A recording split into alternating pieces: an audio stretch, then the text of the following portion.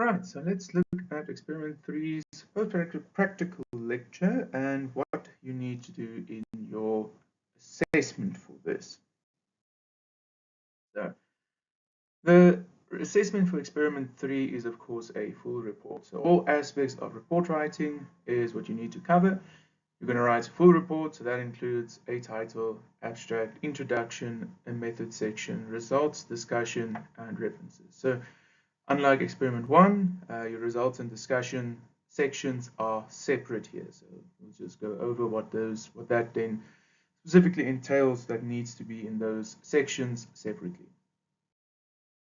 So starting with your title of course as always has to be unique, around about 15 words.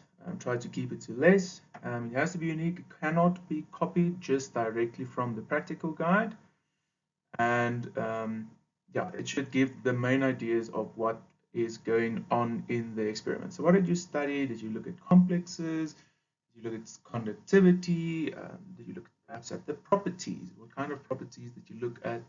Property of complexes? What kind of complexes did you look at? That's the general idea.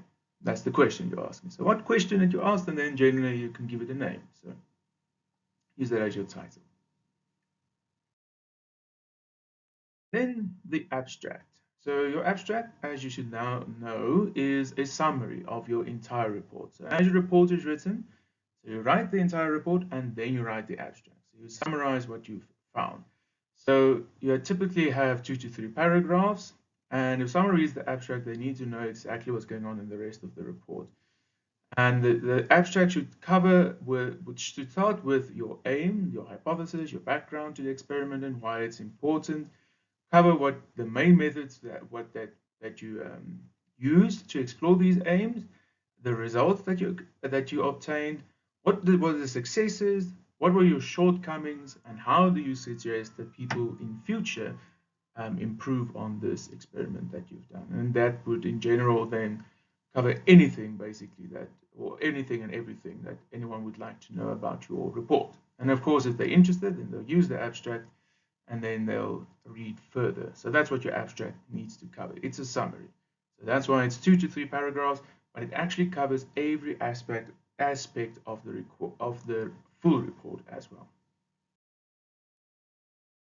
Your introduction and aim, of course, your introduction. So technically, it's only your introduction, but your introduction starts with your aim. The aim of the experiment is, so you can use that to write it down, but I mean, you can write it quite nicely to say what the aim of the experiment is, or you say the testing of your hypothesis is this and this. And then you link it to the background to the study, the chemical importance of why is this important to be studied? What is the chemical importance of this? Why is it important? So for chemists and non-chemists. So in other words, state the aims of this project. What is the motivation? What is our problem motivation? Why do we need to look at cobalt complexes, for example? Are they carcinogenic? Are they anti-cancer, for example? Which one are they? Are they important in which sense? Are they useful in cleaning car exhausts, or what are they useful for? Like, what topic are we looking at? Introduce the topic, give a reason for the study, give some background to the study. What have people done previously on this work? What have people seen when they look at cobalt complexes, for example? And then briefly outline what is going to happen in your report. So meaning, what are you going to do? You're going to look at the synthesis, you're going to look at conductivity at IR measurements. Explain that that's going to happen. And a typical way that we've done it is, if you look at the introduction of the Prac manual, we usually introduce you to, maybe that's to say these are some complexes that's done in UV vis spectra, and we will be looking at this and this and this. And then, I mean, that's a good idea to know that, oh, okay, this is what the practical is going to be about. So that's typically how you write an introduction. In the method section that follows the introduction, you of course have to have all your experimental observations and an indication of anything like your exact quantities used, which you will later on use for yield purposes in your results section. But here you only make the exact quantity. So you say, so much of this was added. So remember the past tense, you write it in past tense. So much of this was added. And you need to write it in paragraph form like a story so that someone can recreate it later on. Very detailed, whatever. Any schematic drawings that might help someone to understand what you're trying to write. And if you feel that there's any theory, like for example, the theory of distillation, if you use a distillation setup or some fancy kind of setup that you use, which is maybe difficult to describe in words, then it's useful to draw a figure. So that you may do, you draw a figure, and then if there's theory required, then you need to cover that theory. So how does distillation, for example, work?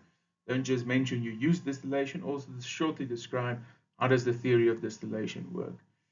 The only main point here is you don't really give results here yet. So in other words, you don't say, you only make your observations really here. In other words, you can say, and a color change, and the reaction was complete or was deemed complete once bubbling stopped, or reaction was deemed complete once a color change was observed. So that's an observation. It's not a result. It's just an observation to say this is when we stop the reaction. The result would be then what is the reaction? What was determined from the spectra that so you could collect the spectra. This is the reaction, whatever, and then the discussion is the interpretation of whether or not that reaction that you say happened is indeed the correct one. All right. Speaking of the results, what you need to have here is you need to have your yields. So for that, you need balanced reaction equations, a theoretical yield calculated from that from your starting your reagent masses, and of course your actual yields, so your percentage yields from your percentage yields. You also need your conductivity measurements somewhere in a table, your IR measurements, so your IR spectra needs to be included there, and then your results section should be written here without your discussion section. In other words, it should just be a concise collection of your observations and experimental data at this stage.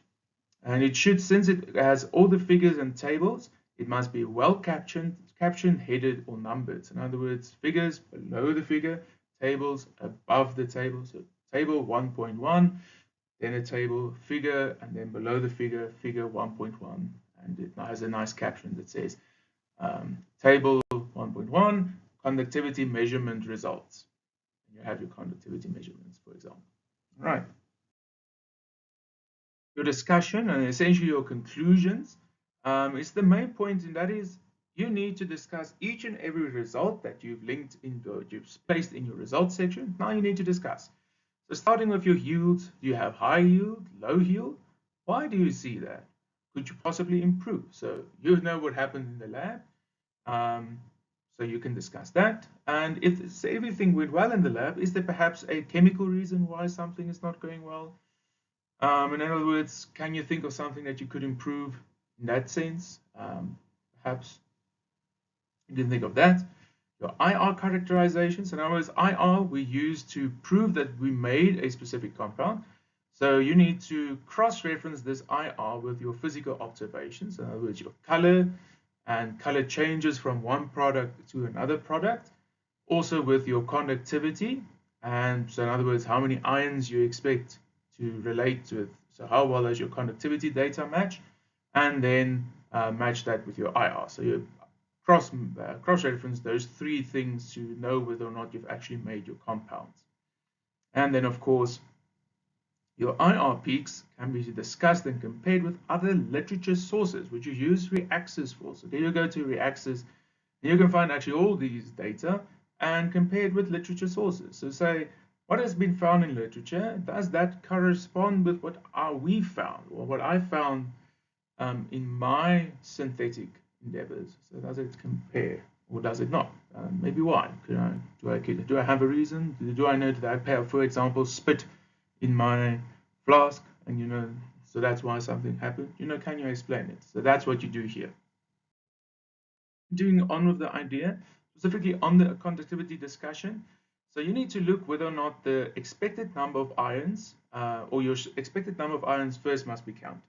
So then once you have them counted, then your measured conductivity results can be compared with the measured standards. In other words, the measured standards gives you an idea of you know a certain number of ions, so 2 ions, 3 ions, 4 ions, so on, lead to a certain conductivity measurement. So in other words, you know your complexes correspond to 2 ions in solution, 3 ions in solution, 4 ions in solution. So you know what it should correspond to, in terms of one of the standards. So if 3 ions are in solution, it should correspond to a certain measurement. So in other words, the observed number of ions should be addressed. In other words, what does your conductivity measurement seem like? It seems like it says it's supposed to be 6 ions. And then you look at your structure and you say, oh, but it looks like we're supposed to see 6 ions, but the structure says it's only supposed to be 3 ions. And then that means we have a discrepancy. Or does it correlate? Do we expect to see 3 ions and we only see 3 ions? Then yes. So does that mean we have high purity or low purity? Yes or no? Does it match well? How can we improve that? We need to comment on these failures or successes, and essentially just how can we improve that kind of thing. So that's essentially your conclusion. So your conclusion is, how do we link to the aims of the introduction? So were the aims met? That's the basic point. So in your discussion, so at the end of your discussion, like your last paragraph, you say, were the aims that I set out in my introduction met? I have a physical paragraph on the aims of this report or aims of this study were to analyze this, determine the conductivity of this and whatever, to synthesize this and do this, this, and this, and this. Then you need to ask yourself, was this indeed the case? Were these met? And then you can answer it by, using your results to say, no, it wasn't, yes, it was, whatever. I will say, however, there are some things that you probably not necessarily, because it is a bit difficult. You haven't done conductivity yet in a theoretical sense. So your conductivity data that I provide you with matches well for the first 3 syntheses. And then for 4.3.4 and 3.5, it's not really that well. So you should find that those products are impure. Okay, so you should in general get that. All right. Then also, we're not looking here for model answers. We're not looking for the right answer, or like, are you able to determine which ones are impure and why they are impure or whatever. We're more looking for the idea that you're able to rationalize what's going wrong and what could be going wrong and is something wrong. That's what we're looking for. We're looking for you to grow as a student of science. So that's the idea behind these pracs, more than you just getting the right answer and just moving along. So that's the point of everything here, is for you to learn. So so the point is for you to learn. So keep that in mind when you're writing everything. We're just trying to teach you a way of identifying mistakes and getting or learning of how to become a better scientist yourself. Right. Finally, you need to have references. So of course, we've been using the RSC style. You're going to be using it a lot if you go on 3rd year. So ensure that you have your in-text referencing with the little numbers. They need to be consistent. Please ensure that you use mostly academic sources. You're heading towards now that you're on the last report for the year. And especially if you're going on with chemistry, like this is really something that you need to be doing well by now. So yeah, that's basically all I have to say. So you need to be doing your referencing quite well by now, and there should be no plagiarism issues with your referencing by now. Of course, the guide is still available to you, so please ensure that you go through the guide, check out how to do the RSC style, and from that. Okay, so now we can look at how to approach the report writing, this was the report writing aspects. And now I want to discuss a few things about IR and how to interpret those graphs and spectra and a few things regarding that. So let's move on to your experiment and talking about what have we done, why did we do it, connecting to the aim essentially, and discussing that a bit in more depth give you an idea of how to place the experiment in context in case you missed a few points. So where I want to start with is the concept that we can't really see molecules. So you don't look down and see ammonia like this, because that is at the angstrom scale, about 100 picometers, so 10 to the minus 10 meter is 1 angstrom. And the human eye can only see about down to 10 to the minus 4 meter, or 100 micrometers. So that's like a grain of sand. It's only what we can really see. So, I mean, of course, so that's why we can't see molecules. Our focal length is just simply not good enough. Anyway, if we use microscopes or electron microscopes, we still can't get down to a small enough length to really look at molecules in this form. So you'll never be able to see it like this, even though there are techniques nowadays like SEM, where they are able to visualize molecules, and they have indeed confirmed molecular structures as the line structure that we predict, which is a good thing. I mean, so it means we haven't been wasting our time in chemistry. But anyway, getting back to the point.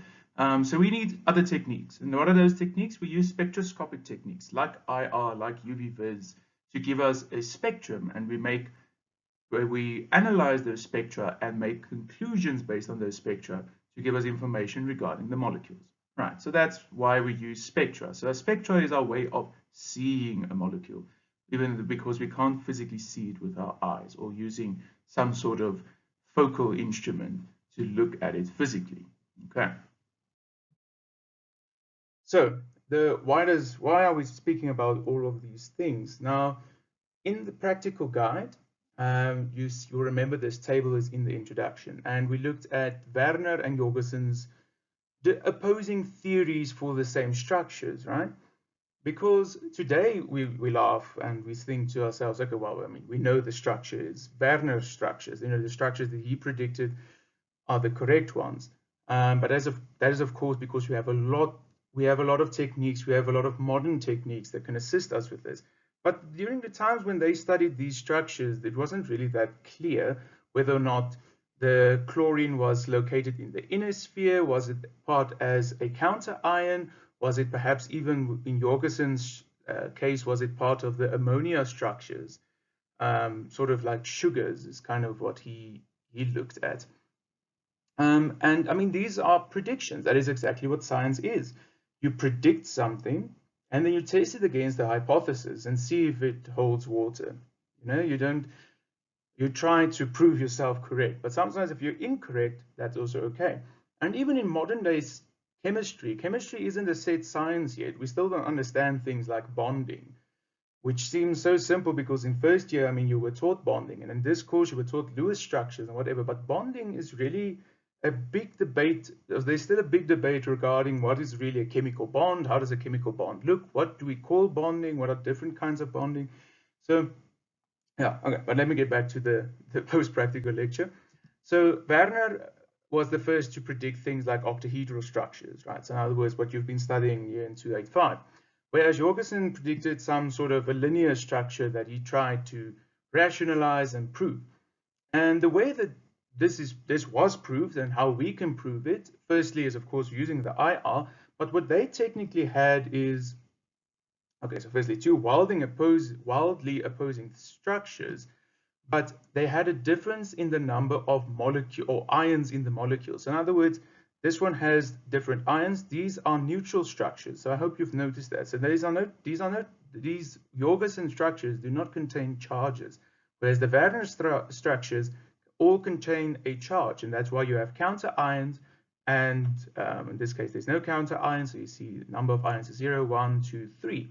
Whereas in Jorgensen, there was a difference in this case. So Jorgensen would have predicted, okay, the chlorine, so he thought the chlorine goes to the ammonia, whereas Werner suggested it was a cobalt complex and chlorine anions, which crystallize alongside. So that's the main difference, right? And in these two, you can especially see the biggest difference. So otherwise, I mean, they would have said the same thing. There's chlorine, but in this structure was the main difference that they predicted. So here you can see it's part of the inner sphere. That is actually an outer sphere ligand chlorine that, well, not actually, all of them are in a sphere here, and here it seems like there's one that can dissociate from this chain of ammonias. So that is in essence what they wanted to do. So to test their hypothesis, they wanted to see the structures. So that is what we're doing via IR and through the conductivity. And that is what is important for you to think of. So that is why the introduction of this practical was written as such, to give you the historical context of these two guys' work and how we are going, what they hypothesize. So they hypothesize certain things, and then we are going to test the same things by using more modern techniques. So they use specifically the conductivity, but we are going to add the IR with the conductivity to help us a bit more. Okay, so you should remember these structures from the pre-practical lecture.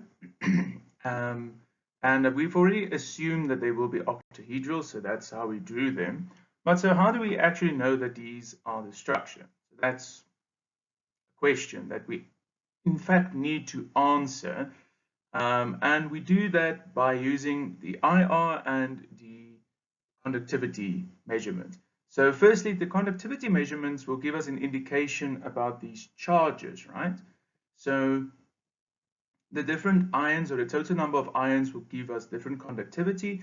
So in other words, we can then test our hypothesis because we know the different charges from the different octahedral structures will lead to different charges, will lead to different conductivity measurements, and so we can test our hypothesis through that. The same way like Werner or Jorgensen would have tested their hypothesis, could have tested their hypothesis, whether or not like this chlorine is in the sphere or is it in the outer sphere, etc. So that's our first step. But this doesn't tell us anything yet about the purity of our complexes, right? It just tells us something about the structure, whether or not it is indeed octahedral, or where does the chlorines or the counter ions, where are the counter ions actually? Are they part of the structure, or are they as a they act as a counter ion? Okay, so that's what the conductivity measurements tell us. So our hypothesis still needs to be, so our hypothesis is tested here to say whether or not the structure is correct, but we still need to comment on the purity. We comment on the purity using the IR.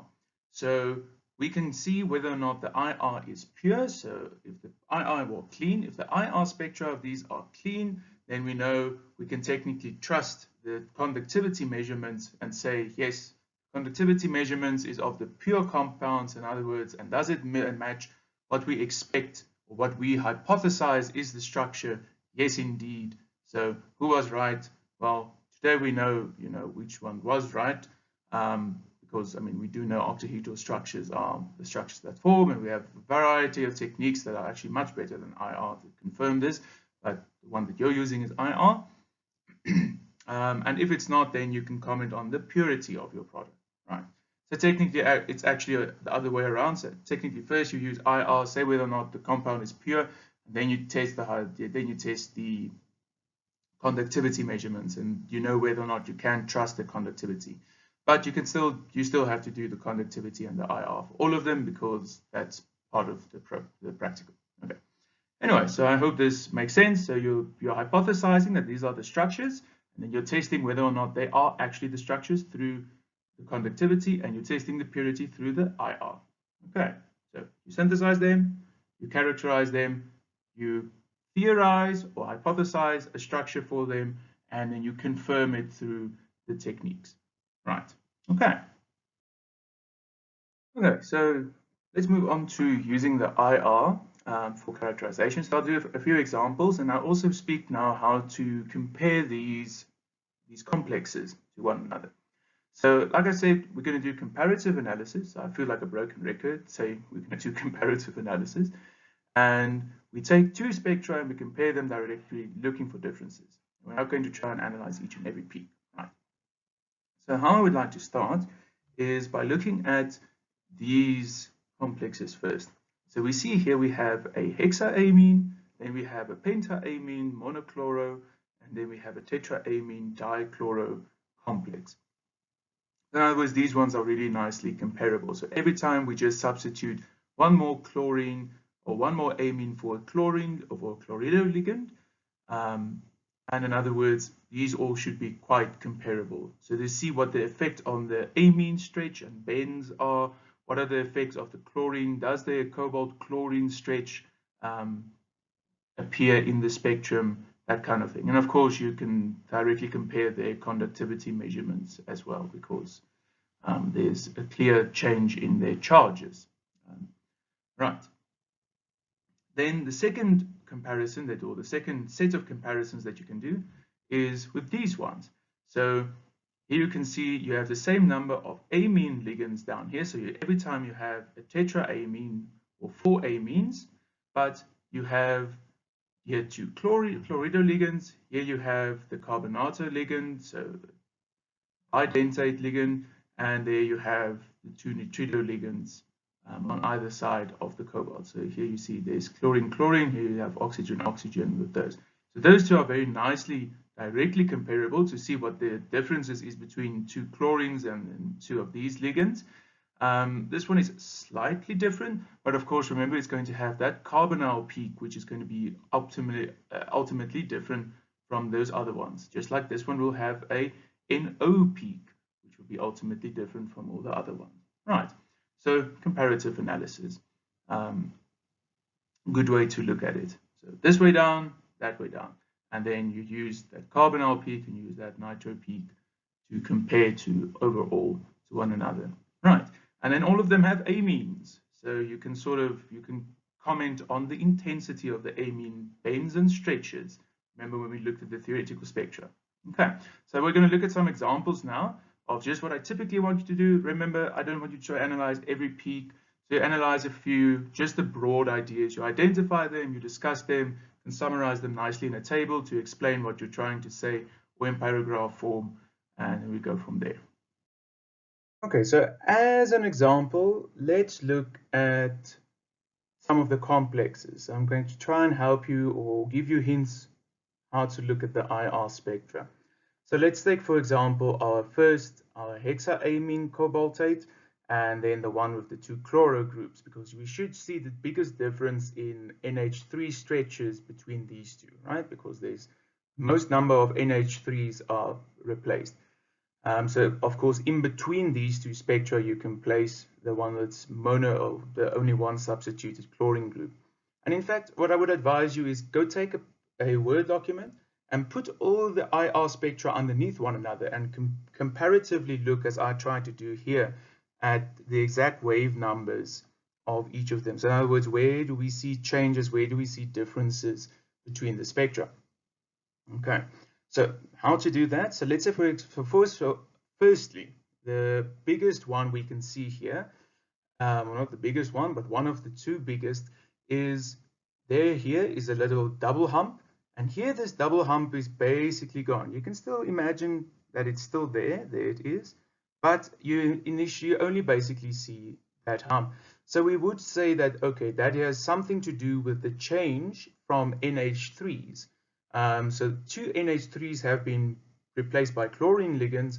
So in other words, this has to be correlated with something that the NH3 groups do comparatively or relatively to one another. So in other words, we have cis and trans ones here, but we have a group or 2 groups less. We can also see here we have 3 peaks, whereas here we only see one very broad, but it's probably that one that's just a bit stretched out more. Then we see the same, that thing there for that. So that's also has to do with the difference between the chlorine and the amines. And this is exactly how you need to compare these IR spectra. Please don't try and characterize each peak. So in other words, please don't go and say that, okay, this one, this one, this one, this one. You can have a general discussion. So in other words, the ones that differ, maybe you can say these two are also a bit similar. In other words, you can see the double hump is less pronounced. This is a bit broader, but don't go in too much detail. For example, we have no idea what's going on in this area. You can't give any scientific explanation for what's going on there, at least with using just IR. We could use more spectra, but of course, like I said, we don't want to overwhelm you with data, as well as you don't necessarily understand all the techniques yet. So you use what you have. So we don't expect a full discussion. Okay. But of course, So let's do at least one more, so you can get a bit firmer grasp of what we're trying to do.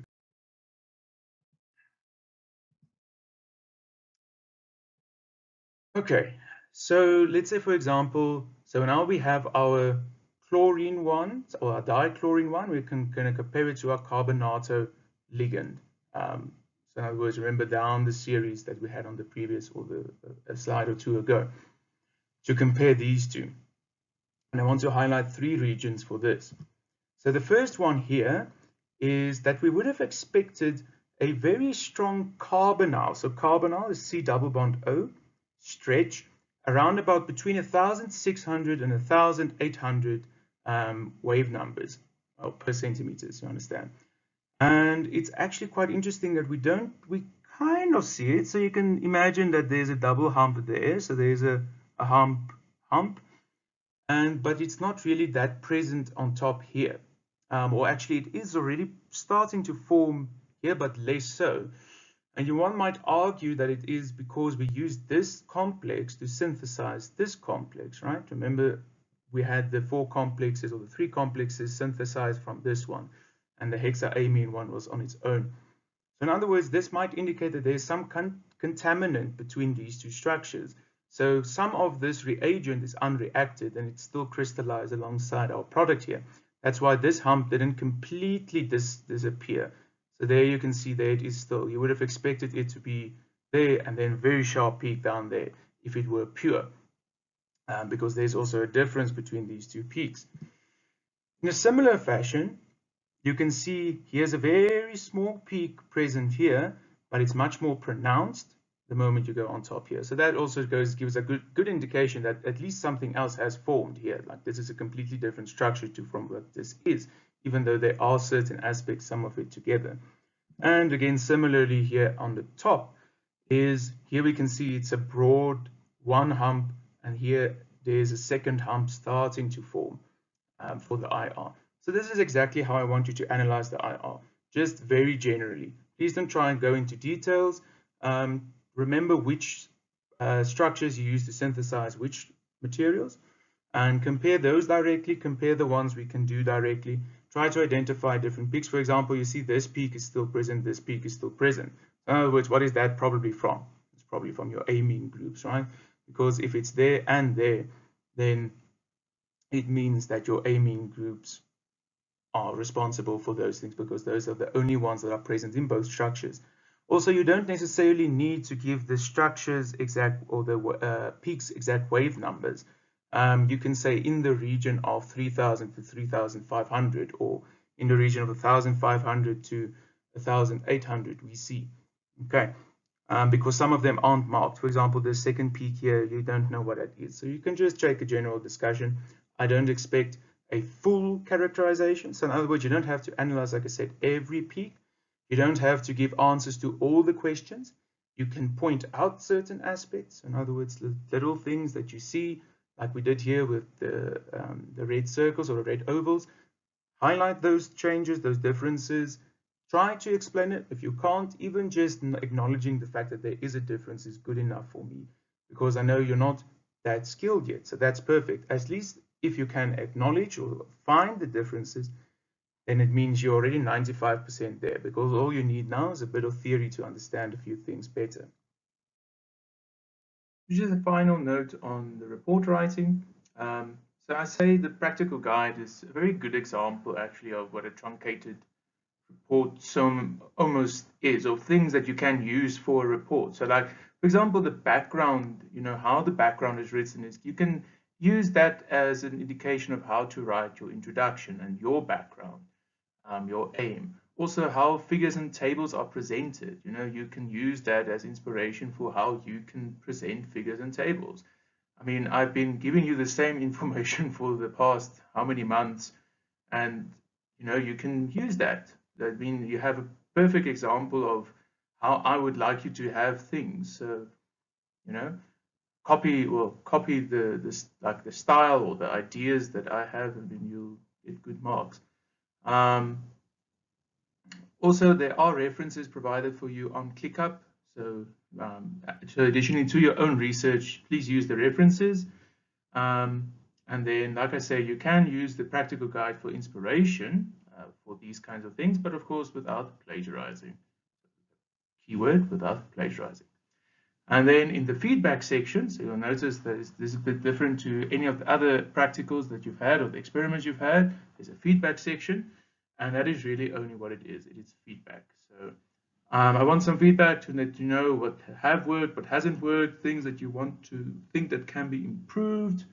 In general, you can be as brief or as long-winded as you would like. And as long as you are polite, I promise you will receive your 3 marks. That's essentially that. So polite and professional, just some feedback to get on the course. Because I know we always ask for feedback in other ways, but unless I give some sort of carrot in terms of marks, then you don't always want to give the feedback. And then just finally, thank you. This is the last thing that, or last video that you will have for the course. So really just thank you from my side again for allowing me to teach you. Teaching is obviously a virtue, but I mean, it's actually a calling, even though most people see it as a career, which is the wrong way to look at it. I really see teaching as a calling. Definitely my calling is something I have a passion for. And so I thank you for allowing me to teach you, even allowing me to make some mistakes, not biting my head off when I make mistakes, for all the hard work that you have done and still are going to do. And then I really hope that you've learned at least one thing from this course. Always, if you learn at least one thing, then it's worthwhile, right?